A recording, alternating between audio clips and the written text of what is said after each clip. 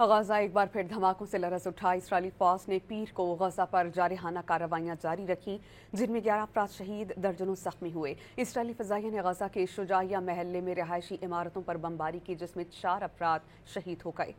बमबारी मस्जिद शहदा के करीब जमा अफराद पर की गई। बैतुल्लाहिया में सहूनी फौज के हमले के नतीजे में 2 फ़लस्तीनी शहीद हो गए। हमले में दर्जनों अफराद जख्मी हुए हैं। दीर अल-बलाह में इसराइली फ़ज़ाइया हमले में शहादतों के इत्तलात हैं, तहम शहदा की हतमी तादाद मालूम नहीं हो सकी।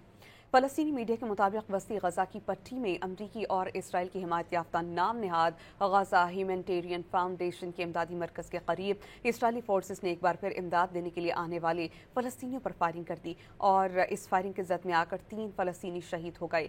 राफा के करीब अशकोश महल्ले में इसराइली फ़ौज ने फ़लस्तीनियों पर अंधाधुंध गोलियां बरसा दी। 2 फ़लस्तीनी शहीद और कई जख्मी हुए हैं। इसराइली हमलों के बाद गजा के शहर खान यूनिस में मुतादिद धमाकों में धुएं के बादल बुलंद होते दिखाई दिए। वीडियो में धमाकों की आवाज़ें भी सुनी जा सकती हैं।